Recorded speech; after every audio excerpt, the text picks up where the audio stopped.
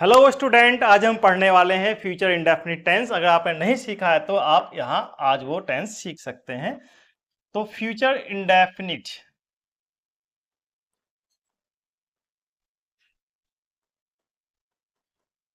Tense, इसको हम एक नाम से और जानते हैं। इसको हम कह सकते हैं क्या?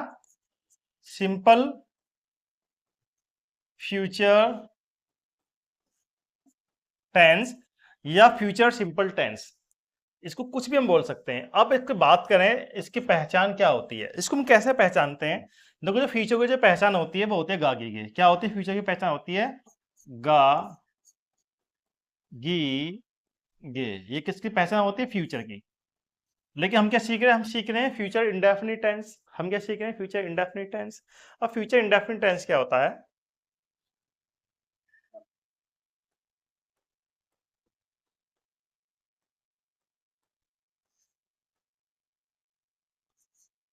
जब हम भविष्य में किसी भी कार्य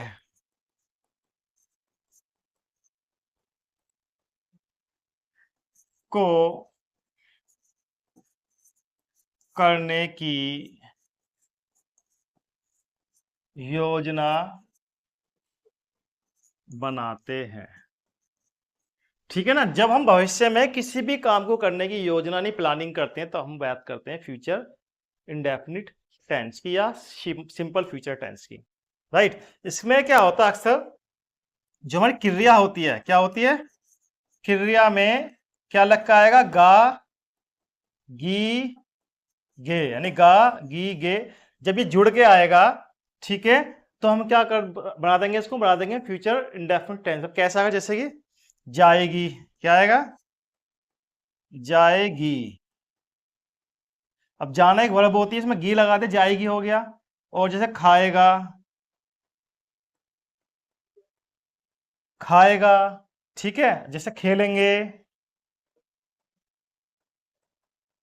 खेलेंगे। समझ में आया ना? जब क्रिया में गागेगे हम जोड़ देंगे, उस केस में हमारा बन जाता है फ्यूचर इंडेफिनिट टेंस। अगर हम इसकी मीनिंग की बात करें, हम भविष्य में जब भी किसी काम के करने की योजना, प्लानिंग या कमिटमेंट करते हैं, उस केस में हम यूज करते हैं फ्यूचर इंडेफिनिट टेंस का। राइट?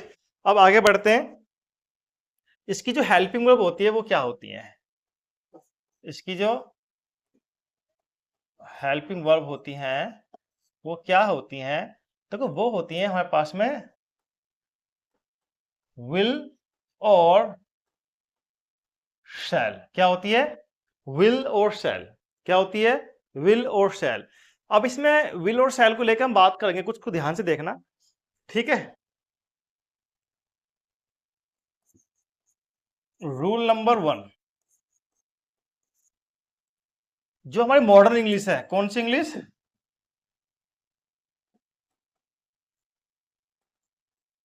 जो मॉडर्न इंग्लिश में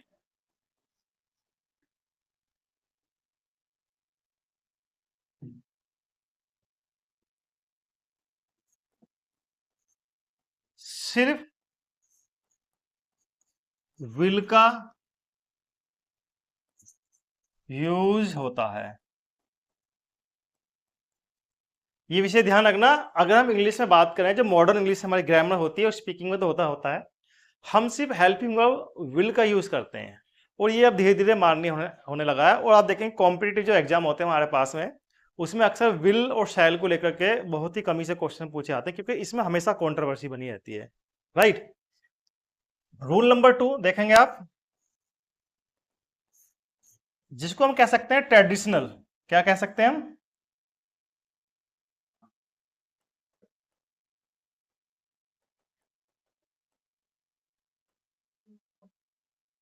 ट्रेडिशनल, क्या बोल दूं उसको मैं?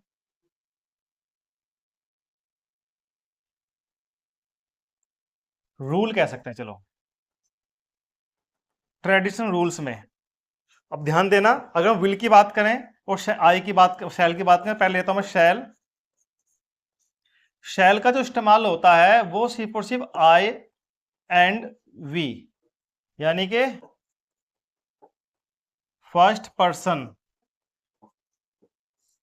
प्रोनाउंस, जो फर्स्ट पर्सन प्रोनाउंस होते हैं उनके साथ हम यूज करते हैं किसका, शैल का। ठीक है, अब आता है विल। क्या आता है,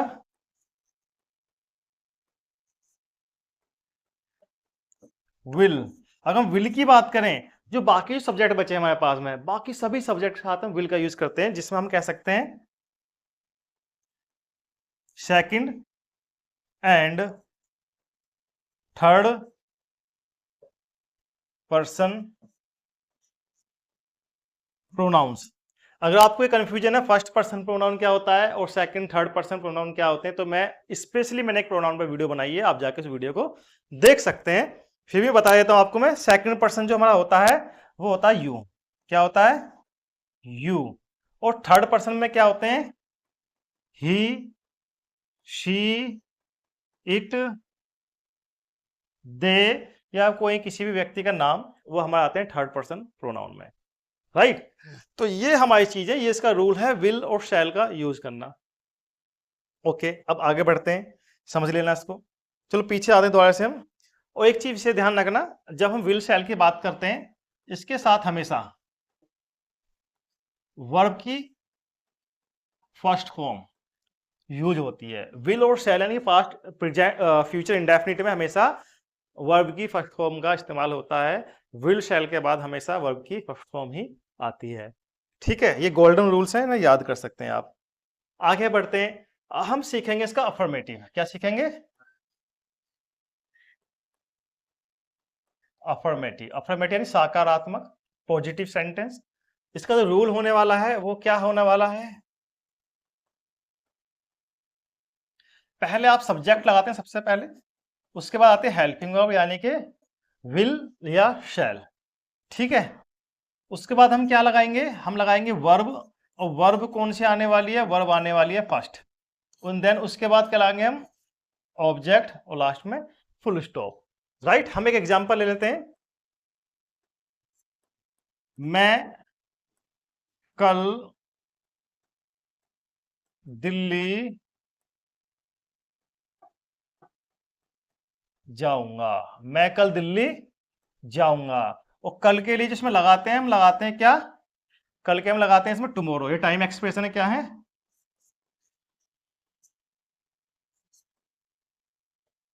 टुमारो।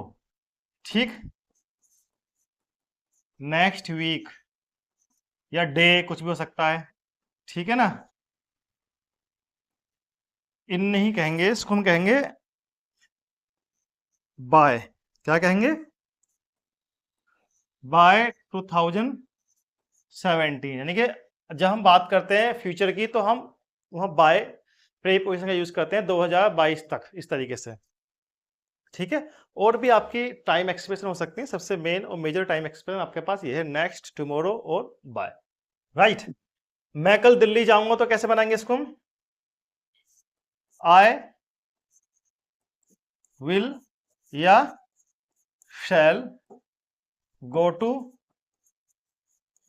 दिल्ली, कब, इसको ज्यादा लंबा हो गया, हटा देते हैं यहां से, टुमारो। ठीक है ना, I will go to Delhi tomorrow, या कह सकते हैं अगर ट्रेडिशनल इंग्लिश की बात करें, आई शैल गो टू दिल्ली टुमारो। तो मैं दोनों तरीके से बता दिया है। आई और वी के साथ हमेशा हेल्पिंग वर्ब शैल आती है अगर हम ट्रेडिशनल इंग्लिश में बनाए, लेकिन मॉडर्न इंग्लिश में हम विल यूज करते हैं। तो हम क्या करने वाले हैं, हम सिर्फ विल का यूज करने वाले हैं, हम विल से ही इसको सीखने वाले हैं।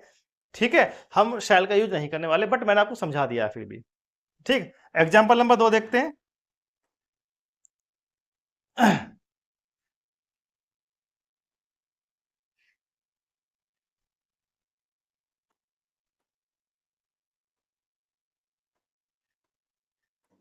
वे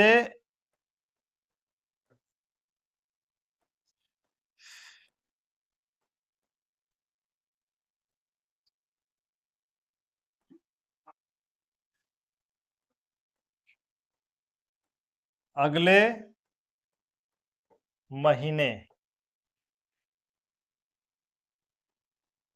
एक घर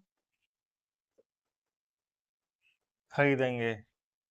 वे अगले महीने एक घर खरीदेंगे। ठीक है, तो कैसे बनेगा? They will purchase a home next month. ये क्या टाइम एक्सप्रेशन, ये क्या नेक्स्ट मंथ टाइम एक्सप्रेशन। वे अगले महीने घर खरीदेंगे, तो they will purchase a home next week. ठीक है, आगे बढ़ते हैं। अब इसका लेते हैं निगेटिव सीधा। क्या लेते हैं हम? निगेटिव। अब निगेटिव में जाहिर सी बात है नोट आएगा, और नोट कब आता है? नोट आता है हमेशा हेल्पिंग वर्ब के बाद। तो आपको रूल तो याद हो गया होगा, फिर भी कोई नहीं, हम लिखेंगे। पहले सब्जेक्ट लगाएंगे, उसके बाद लगाएंगे हेल्पिंग वर्ब, यानी कि विल हम डायरेक्ट लिख देते हैं यहाँ पर। ठीक है, उसके बाद नॉट, यानी कि विल नॉट एक साथ आएगा। ठीक, तो हमने अब एक ही हेल्पिंग वर्ब चूज कर लिया है, subject plus helping verb plus not, यानी कि विल नॉट। ठीक, उसके बाद क्या आएगा? वर्ब की first form and plus object. उसके बाद क्या आएगा? And object. एग्जाम्पल की अगर बात करें, ठीक है, तो मैं कह सकता हूं मैं उससे नहीं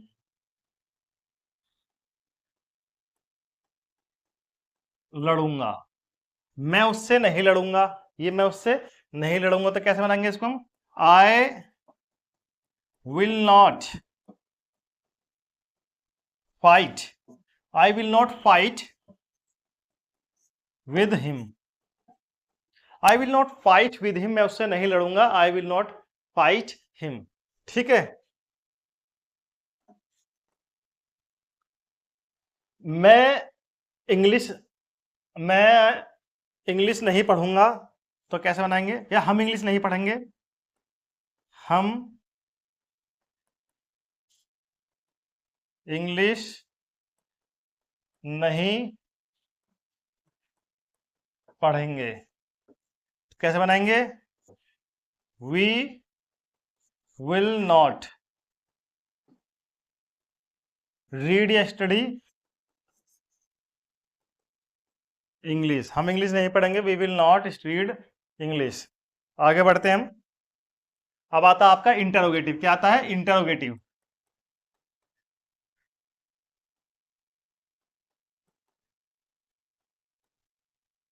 इंटरोगेटिव में मैं आपको बता चुका हूं पहले, दो टाइप्स होते हैं। ठीक है, कौन कौन से होते हैं? एक होता है यस नो टाइप, और एक होता है WS टाइप। ठीक है, यस नो टाइप को हम क्यों बोलते हैं? क्योंकि हमें जब भी आंसर देना होता है वो हाँ या ना में देना होता है। ठीक है, और WS टाइप में हमेशा हमें एक स्टेटमेंट देनी होती है, यानी कि इसमें क्वेश्चन वर्ड होते हैं और हमको पूरा एक्सप्लेनेशन देनी होती है, या हम हाँ या ना में आंसर दे सकते हैं। अब क्या फर्क होता है इसमें, आप देखेंगे ये जो होता है ना, हमेशा जो हिंदी वाक्य होता है हमेशा वो क्या शब्द से शुरू होता है, वो क्या शब्द से शुरू होता है। और एक विषय ध्यान रखना, इंटरोगेटिव के सभी सेंटेंस में, इंग्लिश हिंदी दोनों में, हमेशा लास्ट में क्वेश्चन मार्क जरूर आता है। ठीक है, ये हमेशा क्या से शुरू होता है? क्या से होता है? इसमें क्या होता है? इसमें हिंदी वाक्यों के बीच में, कहा? हिंदी वाक्यों के बीच में प्रश्नवाचक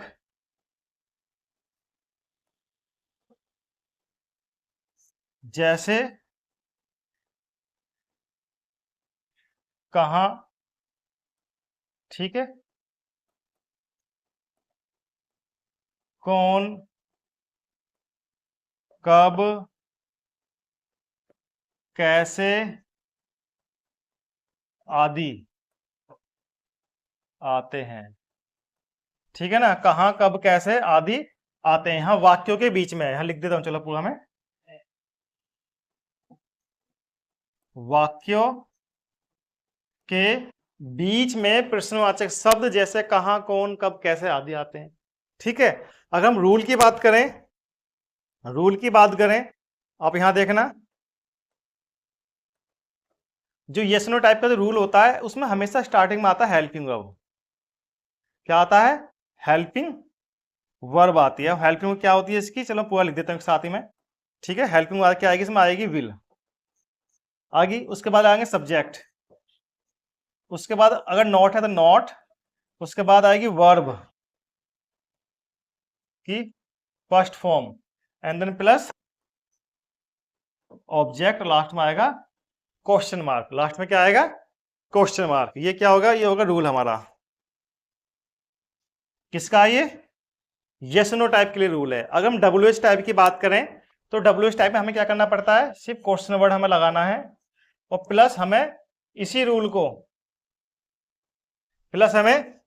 को उसको आगे पुट कर देना है, इसी रूल को हमें उसको आगे पुट कर देना है। चलो हम आगे सीखते हैं इसको सेंटेंस के माध्यम से। पहले हम लेते हैं यस नो टाइप सेंटेंस। इसका मैंने रूल आपको लिख के बता दिया है, ठीक है। एग्जाम्पल आप देख सकते हैं, क्या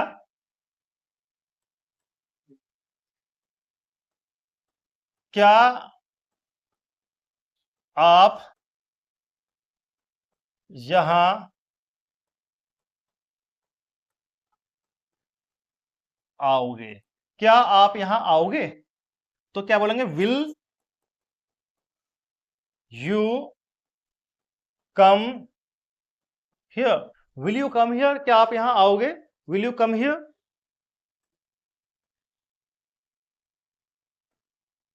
क्या वह चिकन नहीं खाएगी, क्या वह चिकन नहीं खाएगी, तो कैसे बनेगा, विल शी नॉट, ठीक है ना, will she not eat chicken, will she not eat chicken. तो इस तरह के आपके पास एग्जाम्पल होंगे, और भी सारे एग्जाम्पल हो सकते हैं, सबका मेथड यही होगा। अब हम चलते हैं किस पर, WH की तरफ। किसकी तरफ चलते हैं, WH की तरफ, ठीक है। इसका रूल मैंने वहां नहीं लिखा था, बट मैंने समझा दिया था, बट मैं यहाँ आपको पूरा रूल इसके लिए लिखने वाला हूं, आप समझेंगे। मैंने क्या समझाया था, हमें इसमें क्या करना होता है, हमें लिखना होता है क्वेश्चन वर्ड, और उसके बाद पूरा जो रूल होता है वो यस नो टाइप का होता है। क्या होता है, फिर आएगी हेल्पिंग वर्ब यानी will plus subject plus not अगर है तो, प्लस वर्ब की first form and plus object plus question mark. ये इसका रूल हो गया, ठीक। एग्जाम्पल आप देख सकते हो, कल हम मूवी कहां देखेंगे, कल हम मूवी कहां देखेंगे। क्या मिल गया हमें, क्वेश्चन वर्ड मिल गया। इसको स्टार्टिंग में लिख लेना है, वेयर। उसके बाद आएगी हेल्पिंग वर्ब, क्या आएगी, विल। वेयर विल, सब्जेक्ट क्या हो गया, वी। वेयर विल बी, फिर क्या है, verb, watch the movie yesterday, last में क्वेश्चन मार्क, ठीक है ना। Where will be watch the movie yesterday, where will be watch the movie yesterday, ठीक। वह अंग्रेजी क्यों नहीं सीखेगी, वह अंग्रेजी क्यों नहीं सीखेगी। वह अंग्रेजी क्यों नहीं सीखेगी, हमें क्या मिल गया, क्वेश्चन वर्ड मिल गया, और नॉट भी है इसके अंदर। तो कैसे बनाएंगे इसको, हम वाई से स्टार्ट करेंगे, कि क्वेश्चन वर्ड वाई से स्टार्ट होगा। उसके बाद क्या आएगा, हेल्पिंग वर्ब, फिर सब्जेक्ट, अगर नेगेटिव है तो नॉट, सब्जेक्ट के बाद नॉट आएगा अगर नेगेटिव है तो, ठीक है ना। वाई विल शी नॉट, क्या अंग्रेजी सीखेगी, learn English. Why will she not learn English, why will she not learn English, ठीक है। ये हमारा WH टाइप खत्म हो चुका है। अगर आपकी अभी भी कोई क्वेरी है, कोई भी सेंटेंस है जो आपको समझने नहीं आ रहा है, या आपने कभी कोई सेंटेंस फेस किया हो, तो आप कमेंट बॉक्स में मुझे लिख सकते हैं, मैं आपका आंसर जरूर करूंगा। वीडियो को लाइक करना, चैनल को सब्सक्राइब करना और अपने दोस्तों को शेयर जरूर करना। मिलते हैं आपसे अपने नेक्स्ट वीडियो में, तब तक के लिए टाटा एंड बाय बाय।